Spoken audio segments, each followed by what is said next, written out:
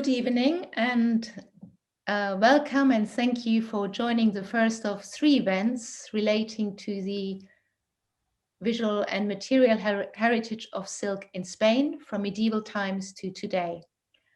So first off, I want to remind you that the talk will be recorded, and I would like to remind you to switch off your camera and microphone. For those who don't know me, I'm Claudia Hopkins. I'm the director of the Soberan Center at Durham University. And first off, I want to thank Pedro Eusebio from the Instituto Cervantes for initiating this lecture series, which relates to a European-funded research project called Silknow on silk production and trade in Europe. And before I introduce our first speakers, I would like to hand over to Pedro for a few minutes. Pedro.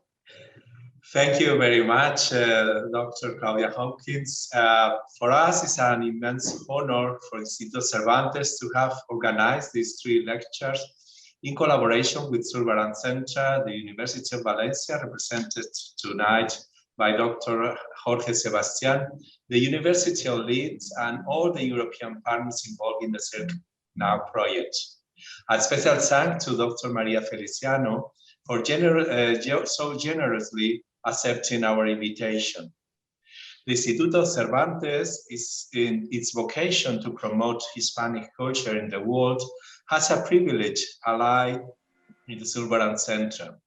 On this occasion, numerous European universities and research centers are joining forces to show the importance of the role of silk as a vehicle for the exchange of ideas and global cultural dialogue.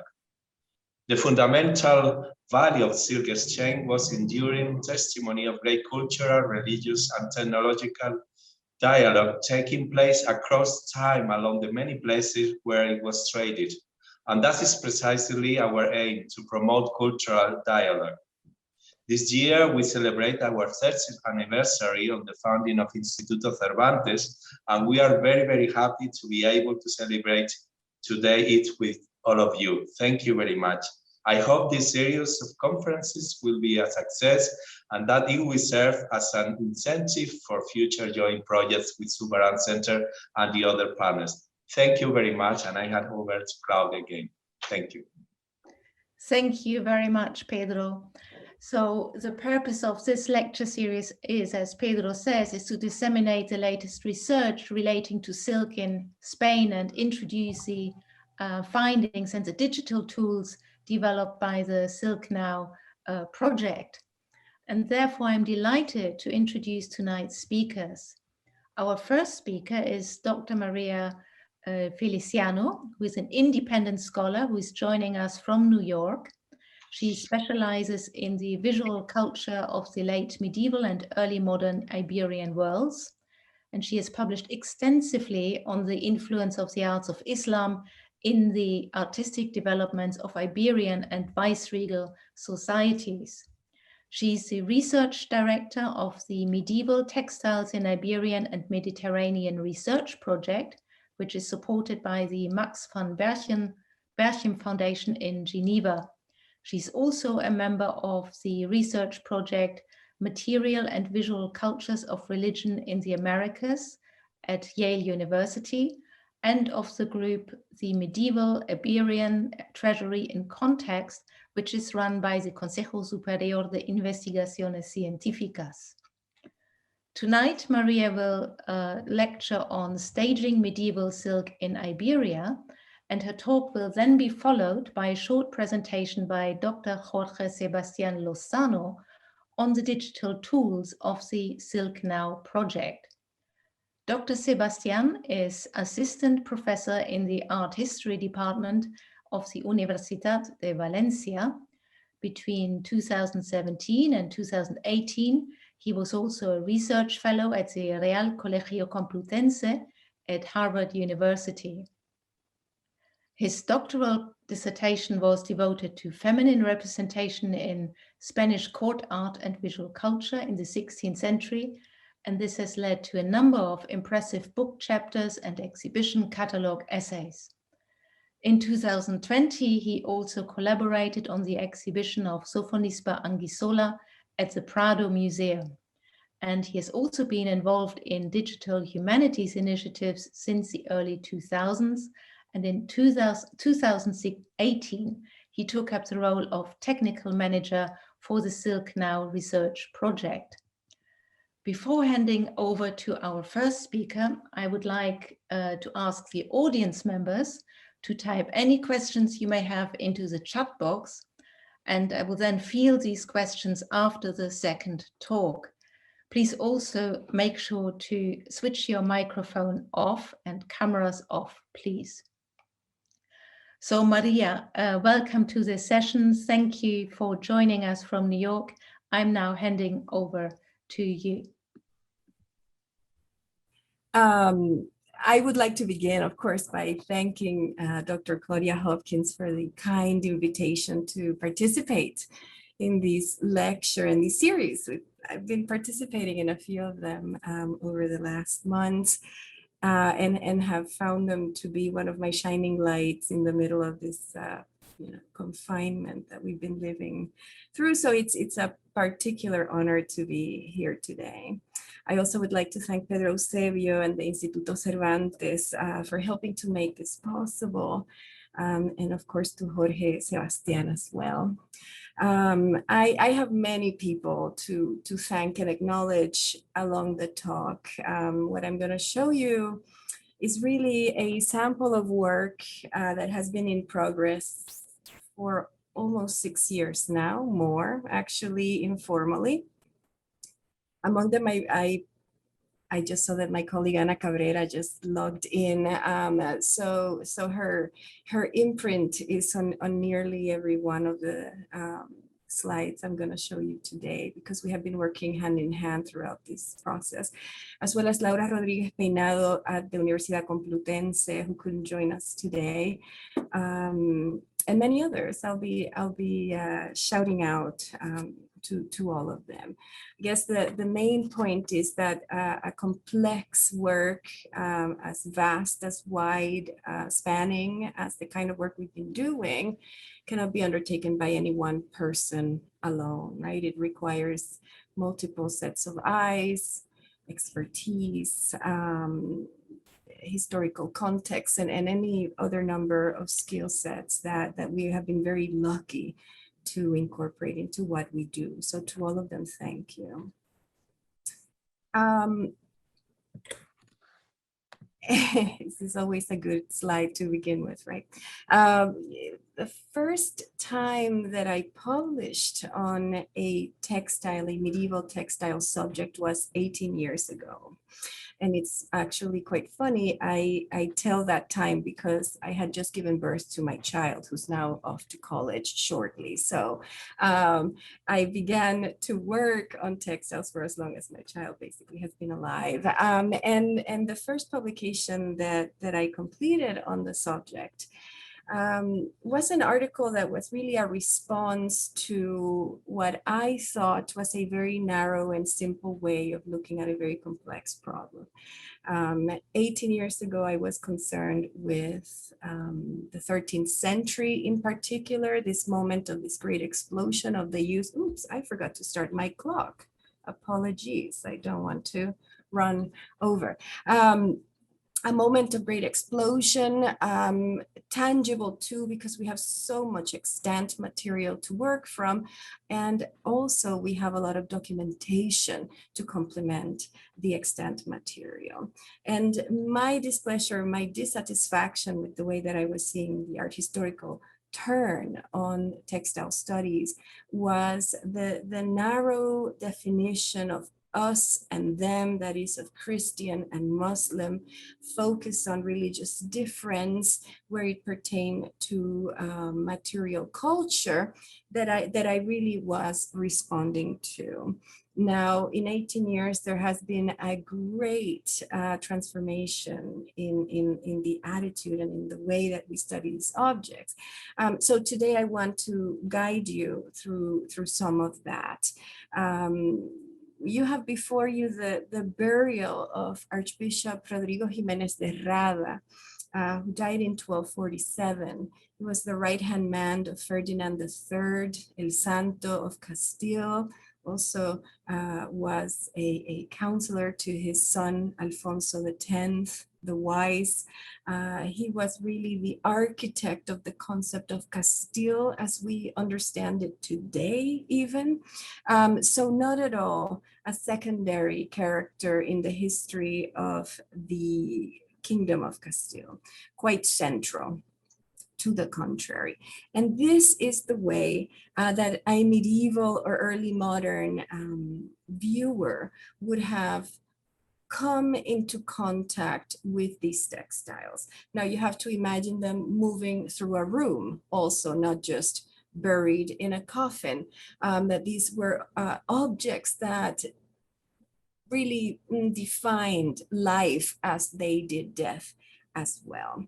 And you will see that there is really an overwhelming amount of luxury textiles surrounding and involving the body of this great archbishop.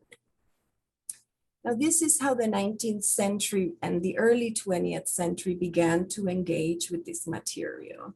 Whereas in the medieval and early modern period, during the, periodic openings of these tombs, and we have documentation and we have descriptions as to how people reacted to the sight of the body and the textiles, which were awe, amazement, and even in the 16th century, one of the documents tell us that despedía olor de santidad, that the smell of sanctity emanated from the tomb because it was still regarded and still considered as something so fine and awe-inspiring. In the 19th century, we begin to see a turn towards difference, and difference defined by the Arabic inscriptions that are found in the textiles that are ornamenting these roads. And here is when we begin to see these are Muslim, these are Islamic, these are Arabic objects versus a Christian Castilian body, right? And that division begins to form. Today, we are very lucky because this is the way that we can engage with this material. And I always tell the story of, 18, 19 years ago when I began to work on these objects. Gillian Moss, who was the conservation expert in the textile department at the Cooper Hewitt Museum here in New York, welcomed me into the storerooms of the museum. She asked me to come, I think it was like Boxing Day or a day after Boxing Day, sort of in the middle of the Christmas season, so that we would be alone in there. And when I came in, she had laid out all of the microscopes, basically, and they all had textiles under them, and she had put them by the window. It was a snowy day. And she turned off the lights. She said hi to me and she said, "Come on over here. Let me show you how silk wrapped in gold looks like." And she then began to create or try to recreate what I was seeing through the microscope, which is what you see on the left-hand side, right? Silk, shimmering, high-quality materials, exquisitely woven by expert hands. And then said, imagine how these bodies must have looked in candlelight, moving through a room. And here is when this concept of magnificence, of inspiring awe, of shimmering bodies, and of the relationship between viewer and wearer, between ritual, between space, and between textile, really came to redefine the way that I approach this material. And it's really what I want to leave you with today. What you see on the right, on the top right-hand side, is a cut of a silk fiber. What you see is a silk core in the center, in that kind of gelatinous, shimmery center. What you see around it in dark is the leather or organic material that then adhered to that outward shimmering circle, which is the gold leaf that encases that silk wrapped in gold that Gillian Moss was so kindly showing to me and transforming me with. At the bottom, you will see then in a thread how that works. That silk core is wrapped tightly. Here it's unraveled, but it's tied rapidly to then become a metallic thread, which really lays at the heart of this idea of magnificence and refinement and all of these things. One of the things that is hard to shake, and I am also here to invite you to do, is to think of these objects in a different way. When I teach seminars in university and graduate school on these subjects, we always begin by reading market research papers, actually, that deal with the concept of luxplosion in Asia today, right? And it's always a fun and down-to-earth way to imagine, really, how these objects may have worked at a kind of social and cultural level, even in the medieval world. And the premise is pretty simple. We know, for example, that 94% of Japanese women in Tokyo own at least one item with a Louis Vuitton logo on them, right? This is market research tells us this. 40% of Japanese households, in fact, do the same. But we can never speak of the Japanese as a Frenchified nation. We don't think that they are being French or attempting to be French. Something else is going on here. And what market research tells us is that the idea of group orientation and group belonging in East Asian cultures drives luxury consumption and gives it very local meanings, right?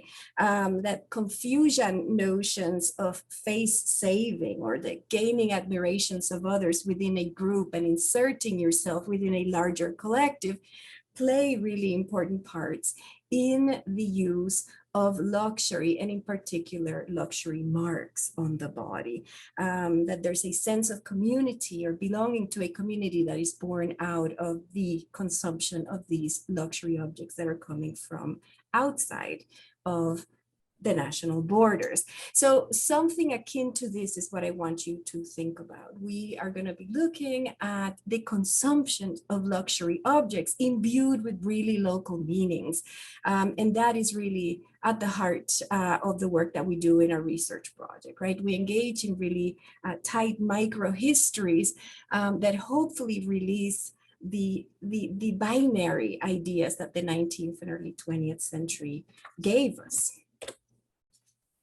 For example, we can call this giant textile, because it's about 2.5 meters wide, the famous witch's pallium, or the Palio de las Brujas, an altar frontal from the church of San Juan de las Abadesas in Catalunya, likely from the 11th century. We could call this a taifa, right, object, and walk on by. This is what a lot of the kind of cataloging art historical efforts have been doing. Give it a label, move along. It comes from elsewhere, it's here, we are done. What I have been finding is that there is a really very interesting use of these textiles in the Catalan counties during the 11th and 12th centuries. In this image, that archival image from Domènech i Montaner's travels through the Catalan countryside recording Romanesque architecture in the 19th, early 20th century, we see, as you can follow the arrow here, that a textile is covering up the altar frontal still. And so the relationship then has to be not a taifa object that somehow comes to Catalunya and is simply found there, but to put this particular textile in the context of the Romanesque altar table in the 12th century in rural Catalunya.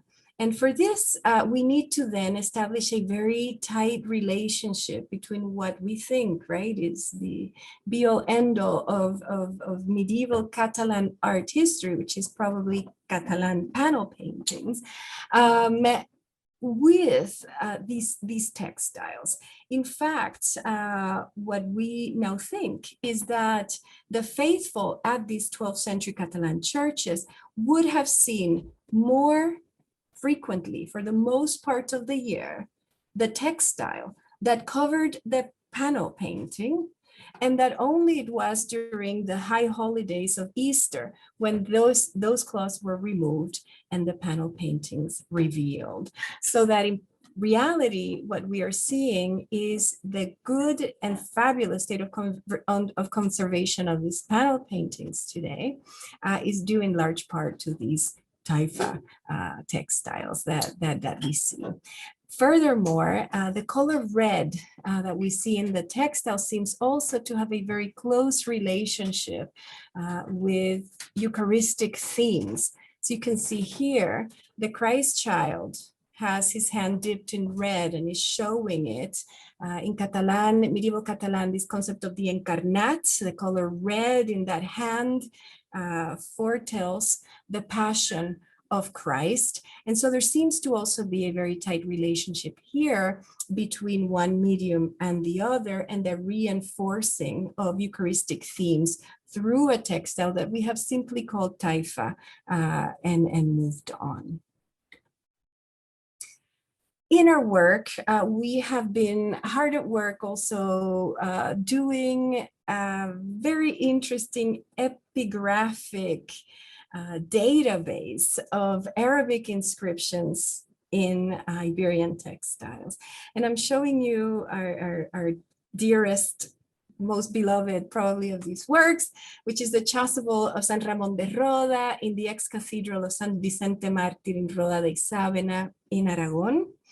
And it is a very surprising object, because what you see beginning here, moving up in this epigraphic band made of tapestry weave, that then picks up from the back and ends up at the bottom of the back side, has the longest Arabic inscription of the whole Iberian corpus.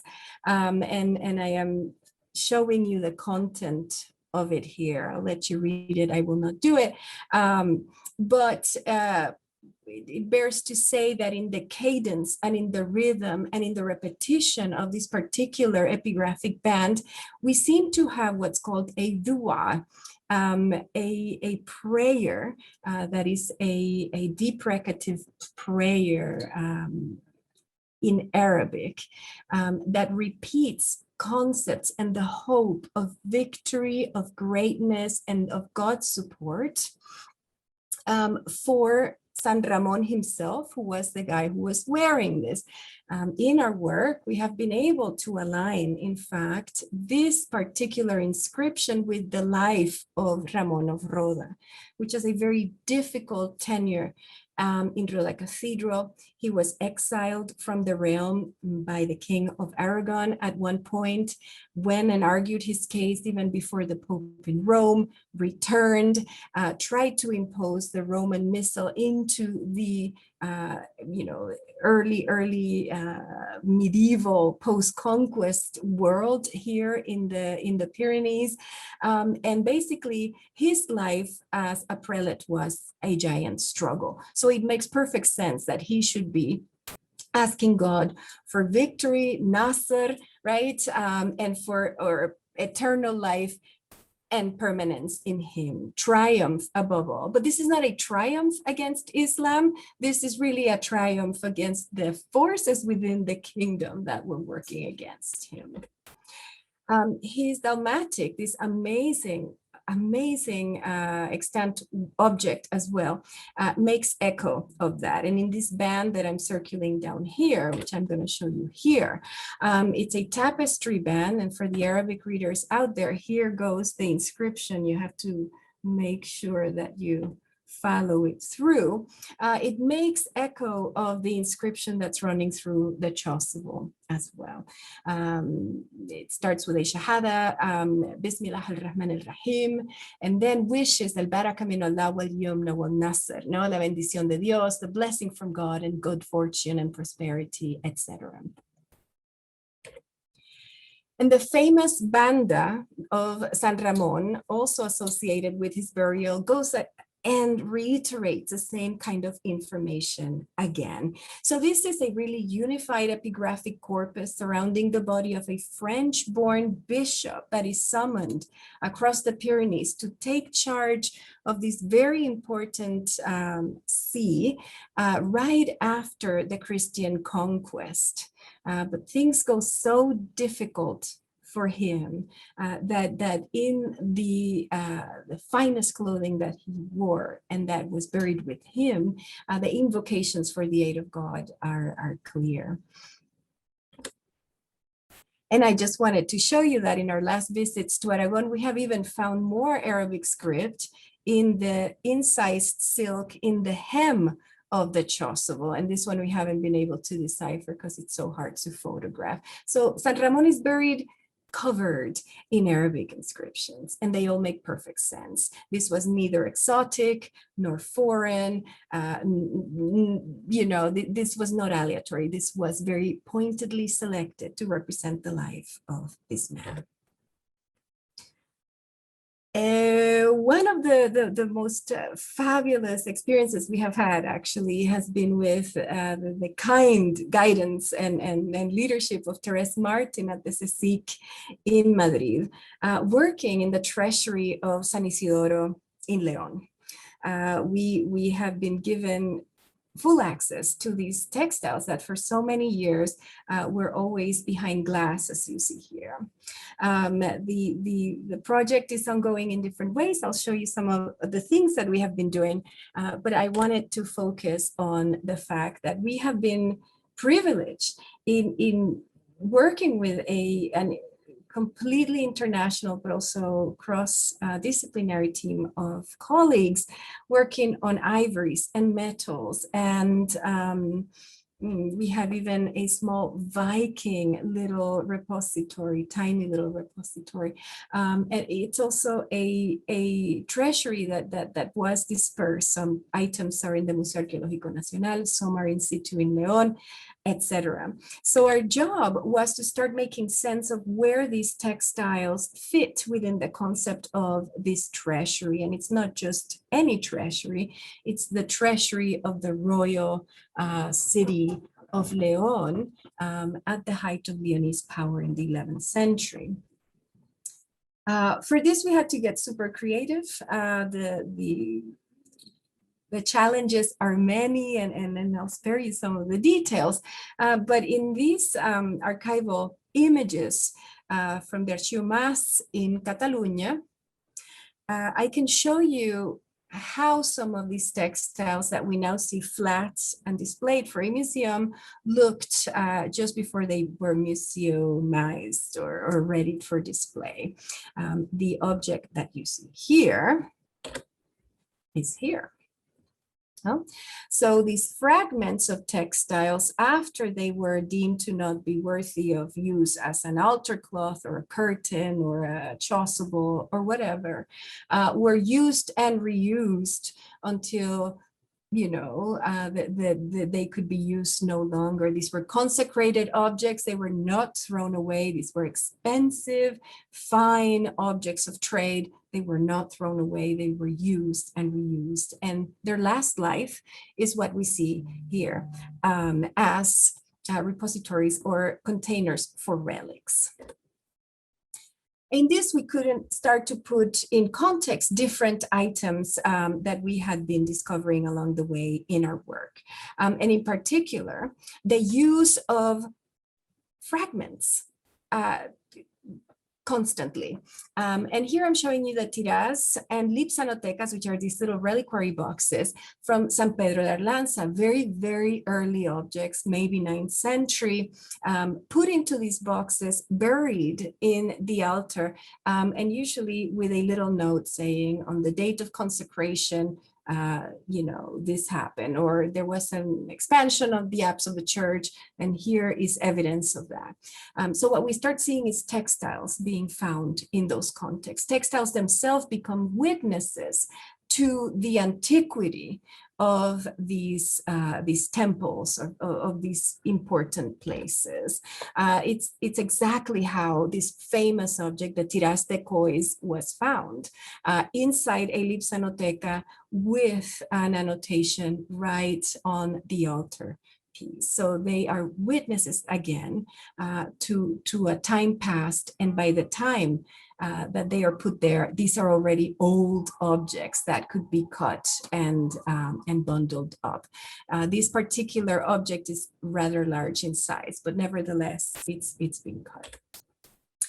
Or for example, the fragments of the musicians found in the Cathedral of Vic in the archives. The reason why you see these perfectly round little shapes is because when this incredibly fine object, everything that you see here is wrapped in gold, could no longer be used for its main purposes, they started to be used to protect the choir stands, the fascistol, against the scratching of the choir books. So they would then you know, go between the wood and the metal, but still dignifying cult in very meaningful ways. In this particular image, also from the 19th century, you see that when the photographer Mas went around Huesca and Serradawi in rural Huesca and asked this particular priest, hey, what have you got for me? Show me something of interest. He pulled out this tiny little sliver of a textile too, right? So the concept of antiquity and the concept of consecration is really carried and embedded in these objects. The most spectacular object that we worked on, of course, is San Isidoro's own reliquary lining. And we were able to date it by carbon-14 and were surprised, actually. This is one of the oldest objects that we have found in our work. It dated to the end of the 9th, beginning of the 10th century, so it predates the 11th century endowment of Sancha and Fernando into the cathedral, indicating that this too is an item of reuse. And not just any. These are the objects that touch the sacred body of the saint. But I want to finish up today by talking to you about Central Asia. It turns out that this too is an item of international trade. The lining of the reliquary of San Isidoro is a Central Asian object found at the heart of what became the capital city of the Kingdom of Leon in the 12th century. We push it forward a couple centuries, we see a continuation of taste for items of trade from the very confines of the Iberian Peninsula, in terms of it being the last continental landing or terminus of the Silk Route. The coffin lining of Alfonso de la Cerda, which is what you see in black and white on the left, which is a spectacular textile. Again, it's silk wrapped in gold, it shimmers, it's phenomenal. Of Pedro de Castilla, which is what you see here. And Blanca de Portugal on the right, from the 14th century, all are found in the burials of Santa María la Real de Huelgas in Burgos.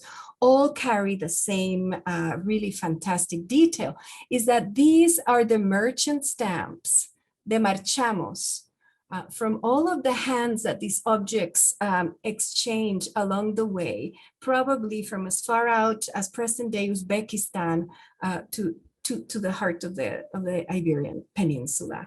In this, we have to think of the Genoese. We need to think of trade in its widest sense, and we need to think of systems of exchange that not only carried the objects to where they now are, but that carry the associations of royalty, of dignity, of ritual, of the Iberian monarchy along with them.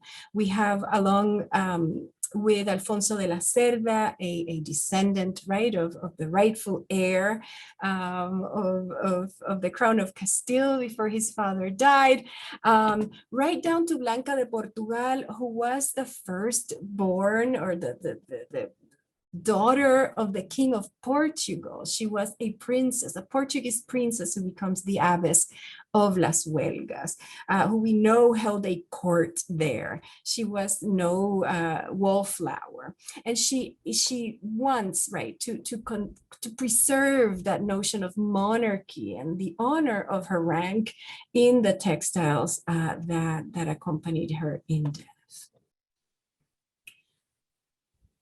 We may have a fragment of this textile here before you, and it may be at the Cooper Hewitt National Museum of Design in this fragment on the left. I say may because I want to propose another option for you in a moment. These are the famous Panos de Oro, the cloth of gold, nasige, also called pani tartarici, that show up in the sources. In our new work at the Cathedral of Santiago de Compostela, and here I really want to thank Ramón Izquierdo, Teres Martin, and Rosa Rodríguez Porto for all the work and help that they've been sharing with me. We have also the imprint of this Silk Road on the Iberian Peninsula in the dalmatic and reliquary cover of Santa Susana.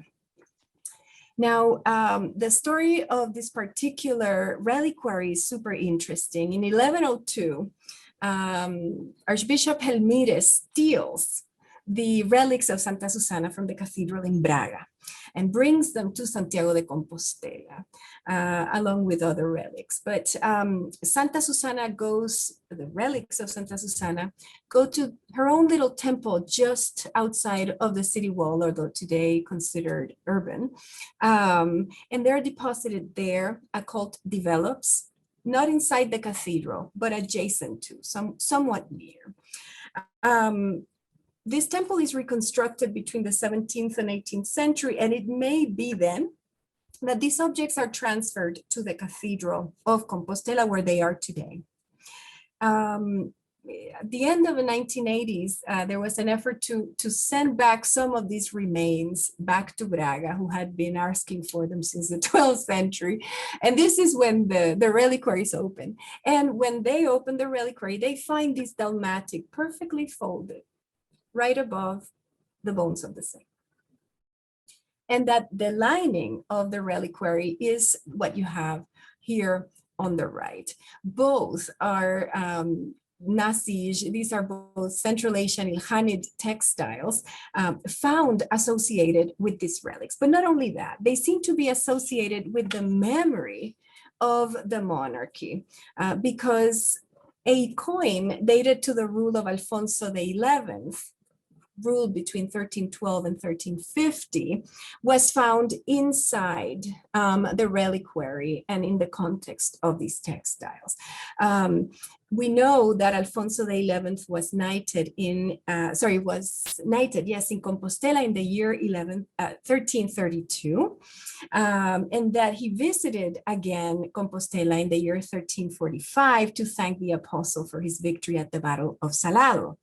So we know that Alfonso XI and the royal memory had a big connection and a special connection to the cathedral in Compostela. Now, historical accounts do not mention at all any textile gift to the cathedral, nor do we know whether he did or did not visit or gift anything to Santa Susana herself in her own church right outside of the city walls. But there is, at least in the mind of the cathedral chapter and of Santiago de Compostela in general, a sense that these venerated relics covered in these sets of cloths of gold speak of an effort of commemoration, and here, whether real or imagined, we still don't know, of royal favor, of the presence of the king in the midst of this cathedral. And now, as Rosa Rodriguez Porto recently wrote, she had been reading the chronicles of Fernando IV, and he mentions that he was proclaimed king. And when he was proclaimed king, he was clothed in a paño tartárico, a pani tartarici, the same material likely that I'm showing you here. It's really interesting to note that the reliquary cover, which is what you have here on the right, is a double-faced textile. One side has a gold metallic thread, and the other side, which is the darker one, has a silver metallic thread. So you could choose, right, which side you wanted to see, and that these signs, these marks that you see here, are the same merchant marks that you saw in the earlier objects from Las Huelgas. So these are products of trade, right, of commerce.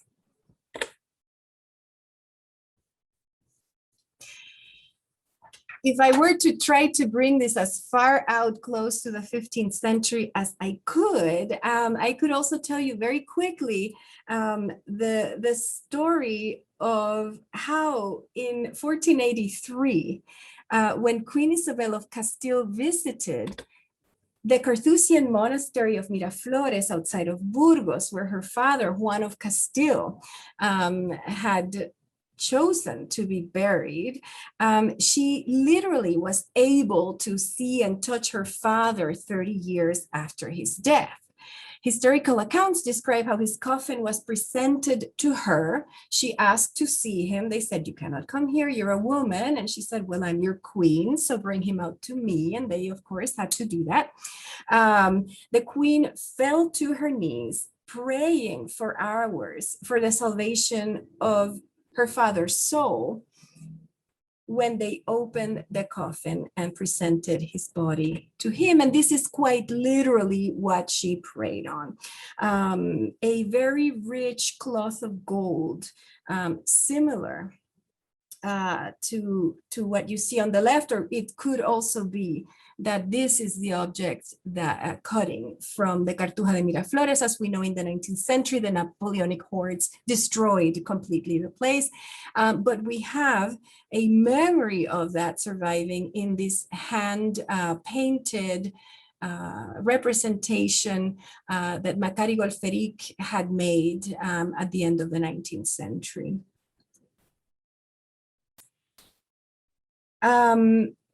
Her father, Juan II, was buried in a humble Dominican habit, but his body was shrouded in a splendid textile, just like what I'm showing you here.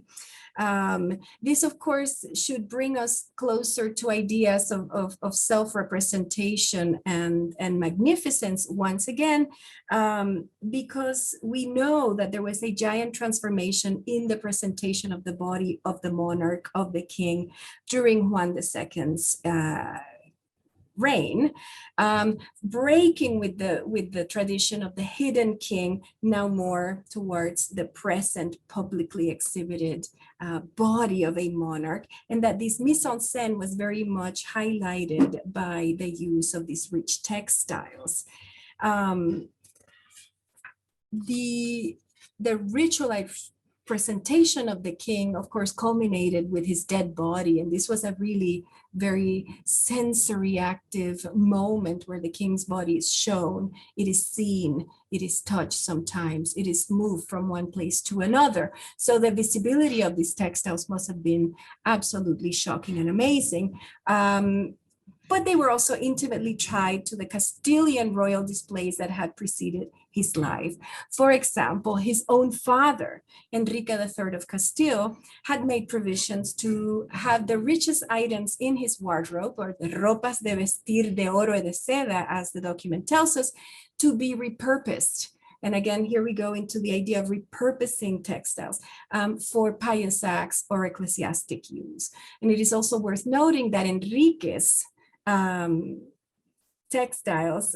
Enrique's kingdom, his rule, had sent 2 successful embassies to Tamerlane's court in Samarkand in 1396 and in 1403. They all returned loaded with diplomatic textile presents. So one last thing very quickly is that the striking use of this cloth of gold that shrouded Juan II also must be placed within the context of sensory manipulation. Even though the chronicles tell us that this man was beautiful, that he was the perfect embodiment of a king, recent work on the actual remains of the king tell us that he was deformed. He had had a broken nose that had sunken part of his face in.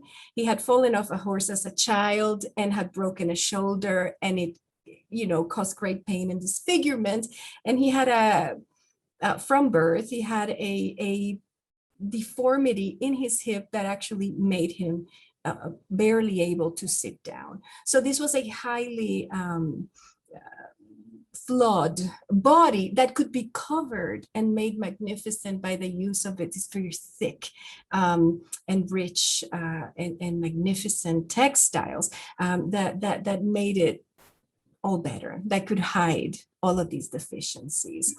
So I'm going to leave it there because I know that I've run a bit out of time. And but we can continue to talk about all of these things during questions.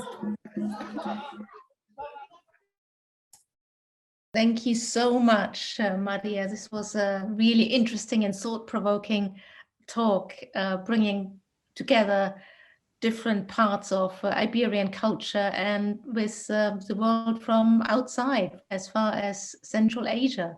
So I will now hand over straight to Jorge Sebastián. Jorge. Yes, thank you very much. I hope that now you can see my screen.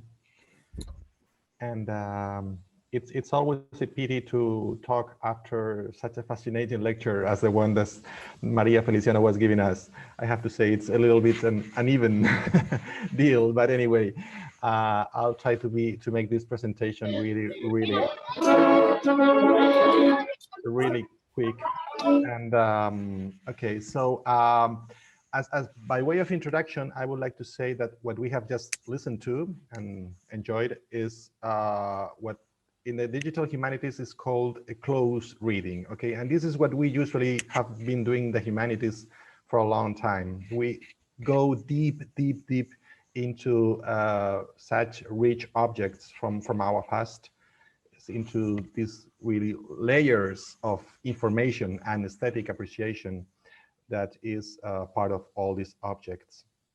And one of the things that are happening in the digital humanities is an attempt to, of course, not forget that we should continue to do this. Is part of the core business of the humanities, so to speak. But at the same time, we may try to do some different kinds of reading, what people have been calling distant reading. And what we're going to show, the tool that I'm going to show here briefly, is one attempt to be an example of such a distant reading efforts. So a few words before we show the tool on the on what it is and what is a Silknow project. Okay, this might look a little bit intimidating, so don't worry. I won't really get into this, but it's a research project funded by the European Union. It brings together historians, art historians, and computer scientists, lots of computer scientists from different parts of Europe, from 6 different countries, with these 3 general objectives that will be presented in this lecture today, well, in this presentation today, and in the next 2, in the next upcoming 2 from my colleagues in the project. The first one is the one that I'll be talking about here. It's this ability to do advanced searching and to semantically relate digitized European silk textile heritage. And this is a task based on data interoperability across different collections. Okay, this might sound like a little bit intimidating, but it's just as simple as bringing together information, digital information from museums and collections,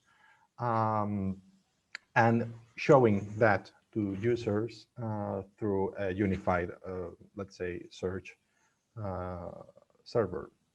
And in this regard, the result of, I have to say, 3 years of work, and it's an ongoing result. I mean, it's something that continues to be improved, but for the last few months, we've been able to begin to show this result.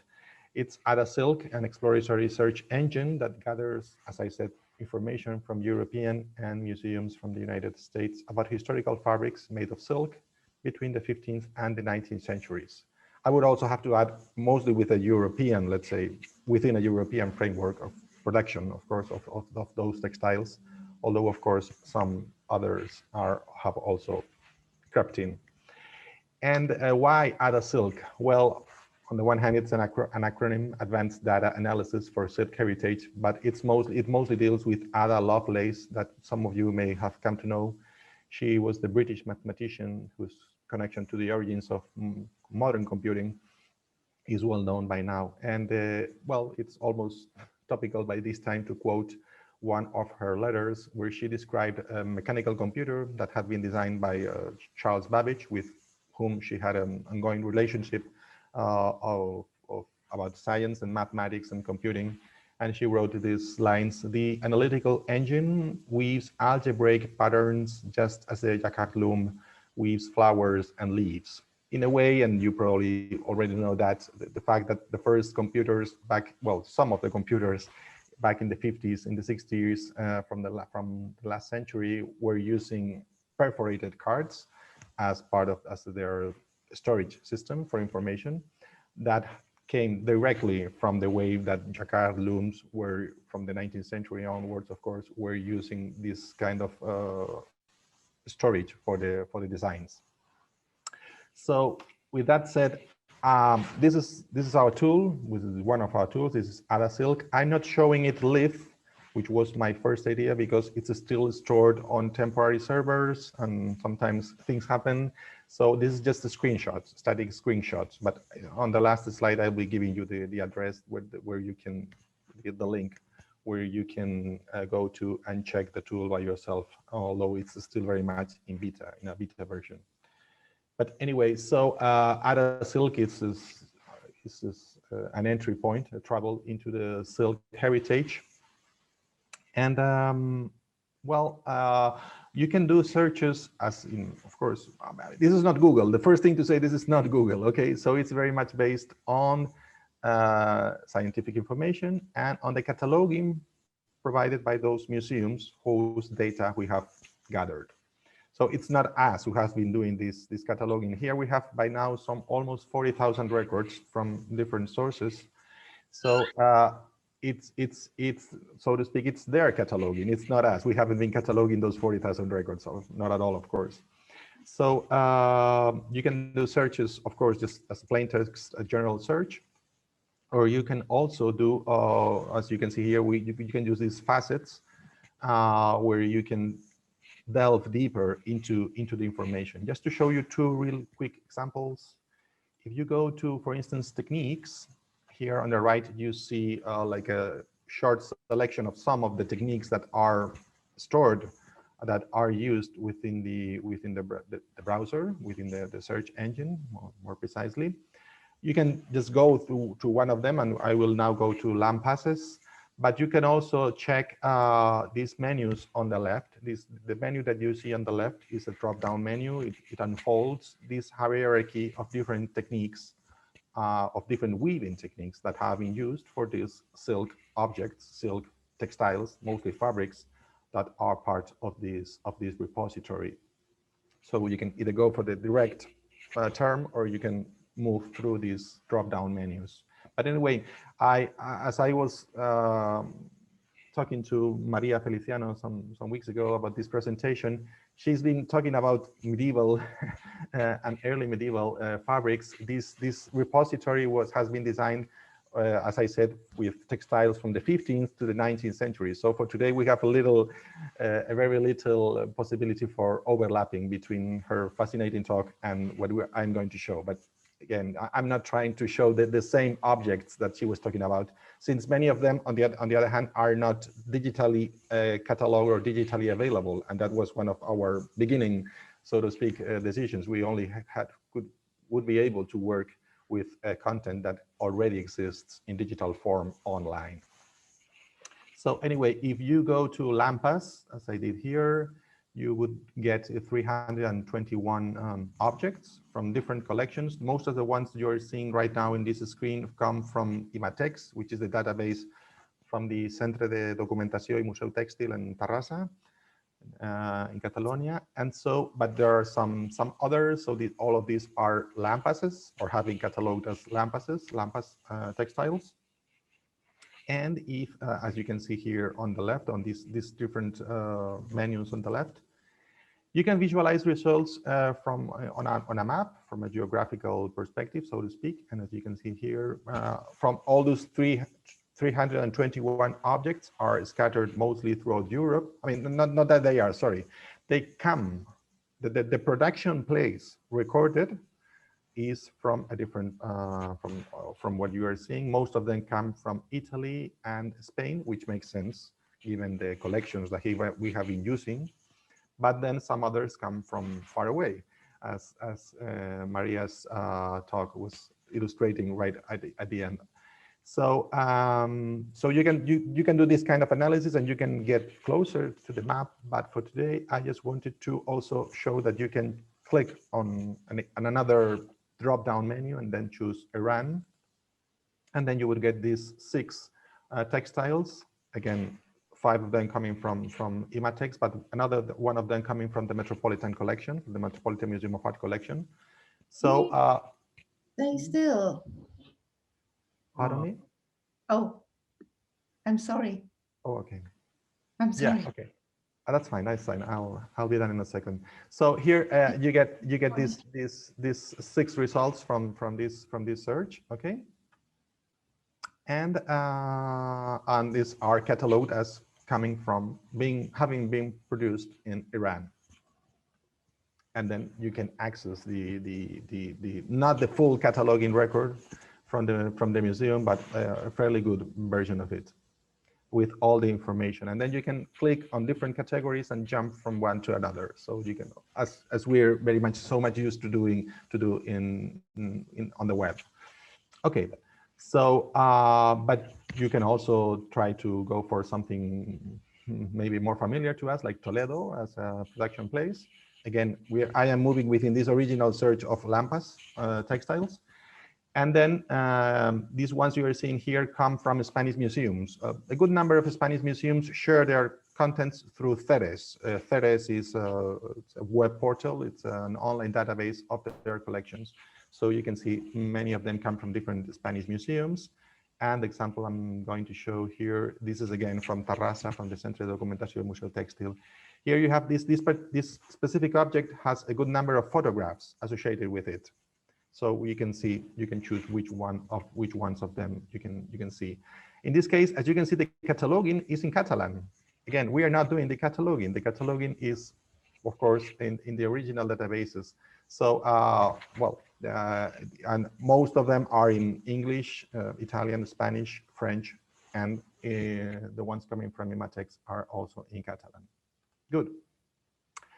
But you can also do some chronological filtering. So I was, again, within this search of Lampas textiles, I was, okay, let's go for the 15th century, back to today's topic.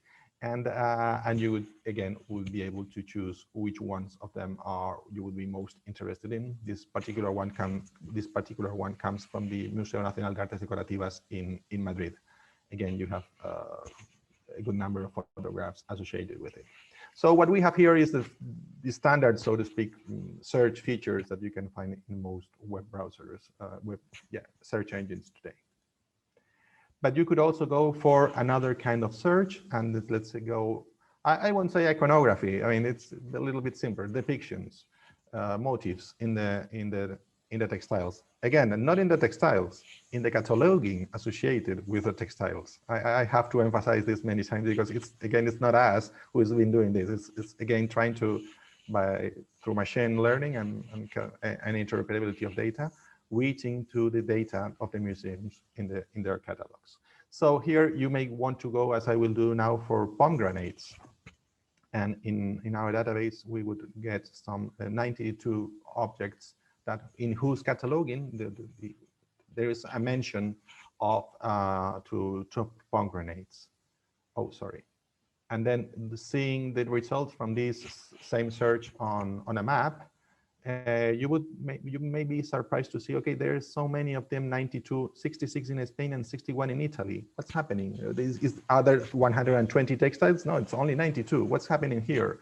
Well, what's happening here is, and I'm making a few jumps, but it's just to make you understand. Many of these fabrics have been cataloged historically as either Italy or Spain because we just don't know, or maybe the catalogers didn't take the time to make a more specific cataloging.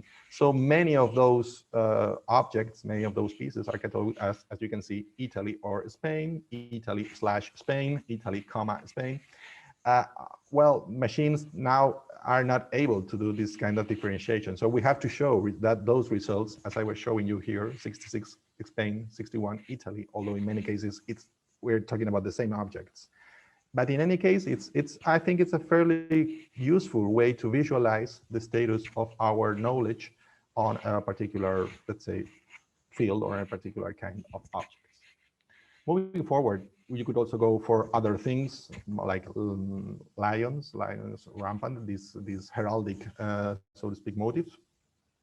And then you would get a quite smaller subset of objects. Again, not only from the, as you can see here in this search, this is not only from the 15th to the 19th century, we also have some other examples from earlier examples, and some others from the 20th century have also crept in, because trying to filter all that wasn't easy.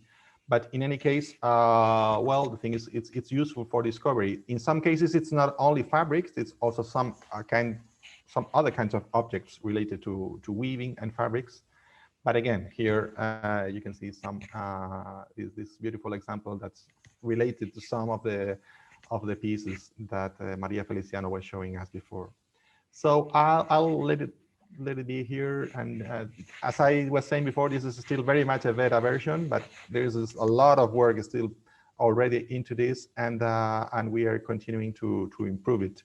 Please take a look by yourself and let us know what you think. We really think that this is useful for discovery.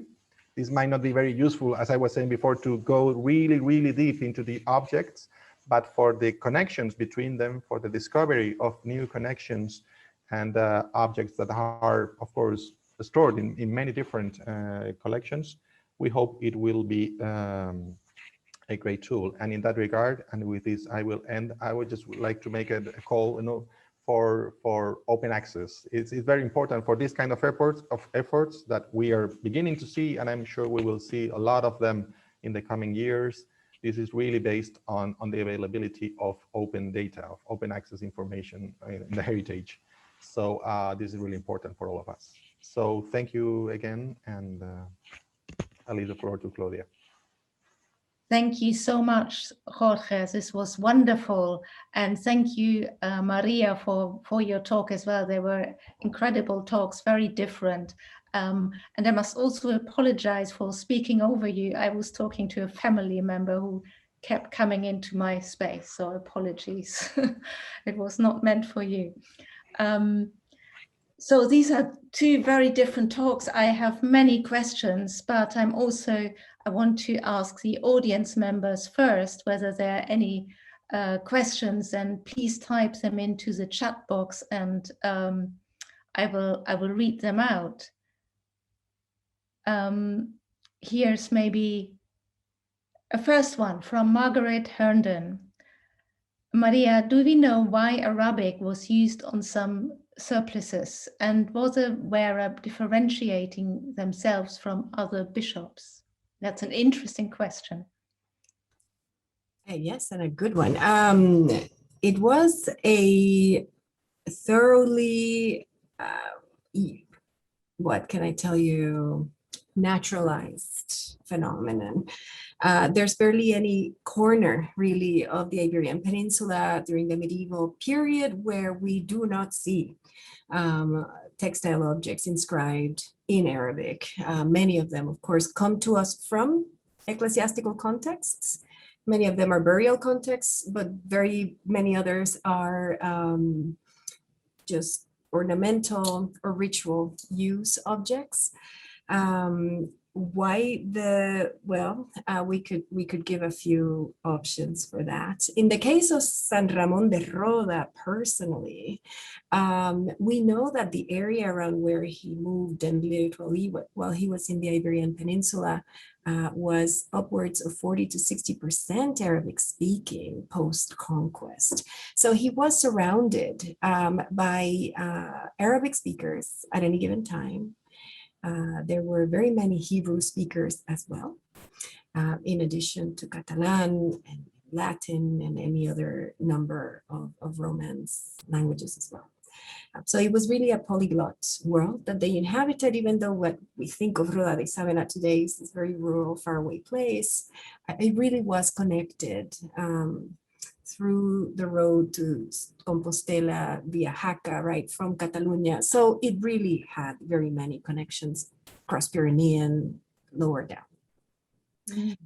The other is that a lot of these objects are really coming either from Islamic controlled territories in the Iberian Peninsula itself, or from trade with Islamic controlled territories. And the lingua franca there is, of course, Arabic.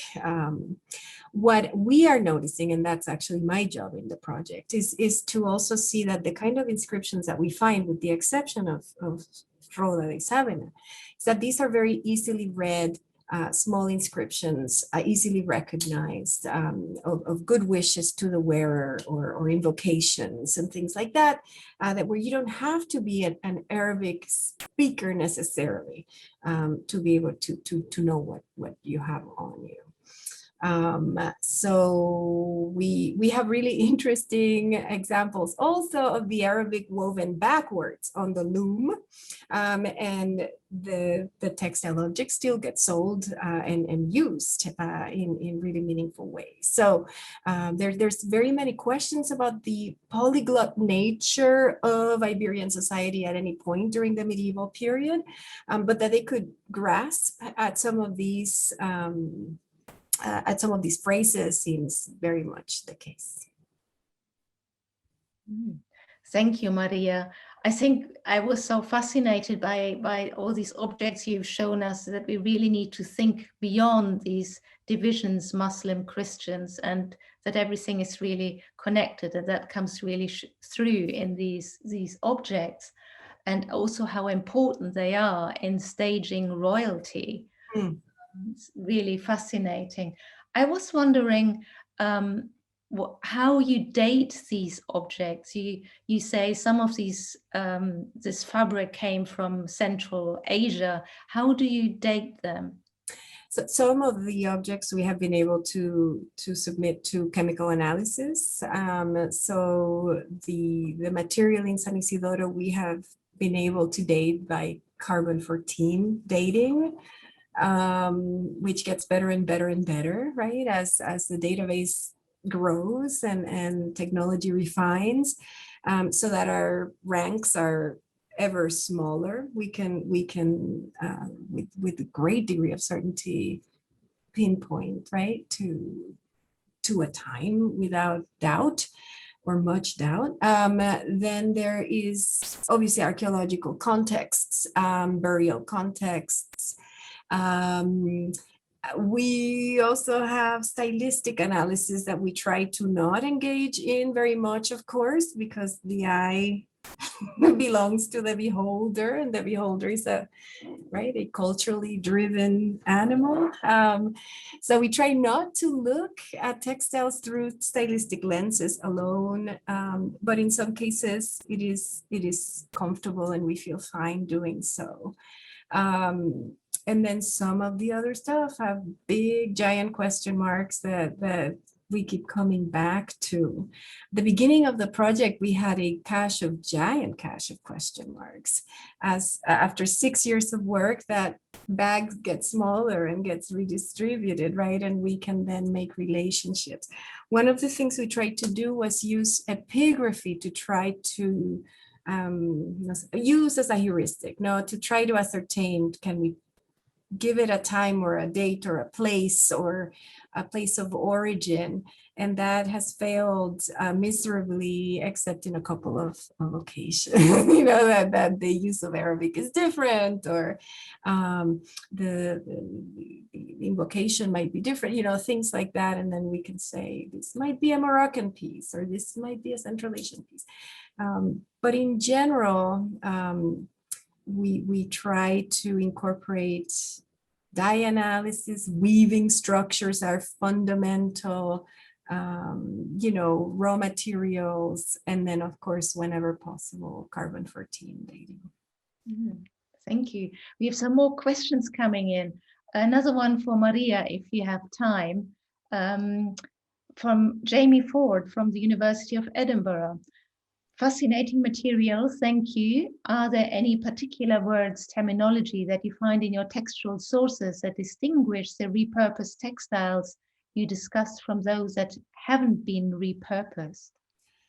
What a good question, and a hard one to answer too. I can say that we have very interesting documentation from 11th and 12th century Leon, for example, where after difficult times of war or raids, or when the city has to pack all the relics up, ship them up to the north to Oviedo, hide them until trouble subsides, and then they come back in only to find themselves in the midst of ruins of cathedrals and temples.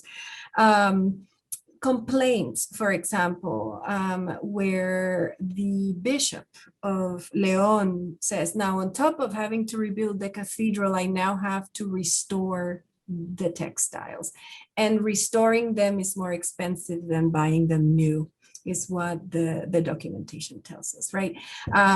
So that we know that there was that effort to salvage what was salvageable, put it to ritual use, or not. And when you don't, what do you do with it, right? And that is the presumption, because that's us working through the scientific process, is saying, if you're not going to use it, then you chop it up, then you repurpose it, then you make it a towel, or then you make it a little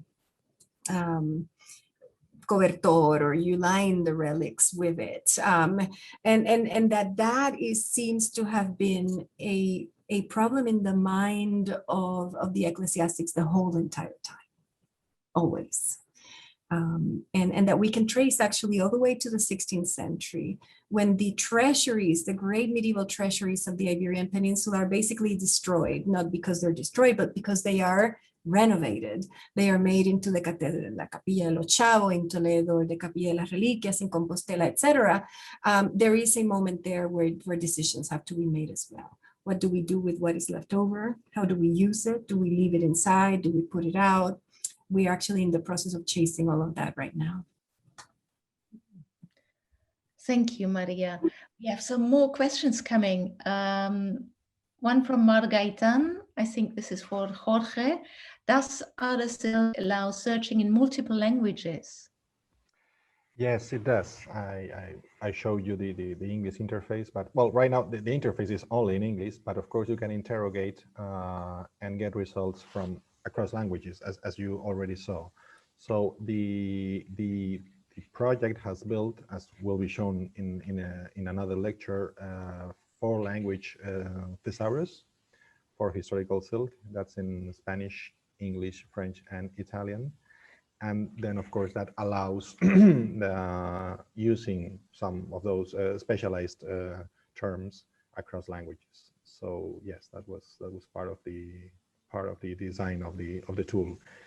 It can be improved. Results can be improved, and we are trying to improve them. But yes, that's incorporated, and we're trying to make this more human friendly, so to speak. Okay. And there's another one for you, Sebastian.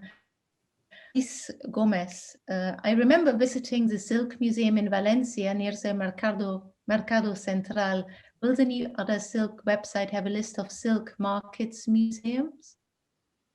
Well, I guess that what you visited near the Mercado Central was the Lonja de la Seda, not exactly a silk museum. It's a beautiful building which was not built, but later used as a stock exchange for, so to speak, for silk trade. And definitely worth not one, but many visits.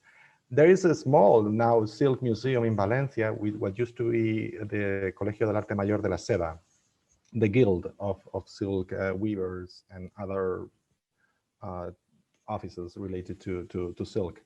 And it's also a really well worth the visit. It's not far from there anyway. I guess we hadn't thought of having a list of silk markets or silk museums within the project. It's intended as a research project. Yes, but my best answer would be for you to try to follow our social media. We have a very active social media team, and they are really very much in relationship with many silk heritage institutions across Europe. And that will give you a very good introduction to those collections.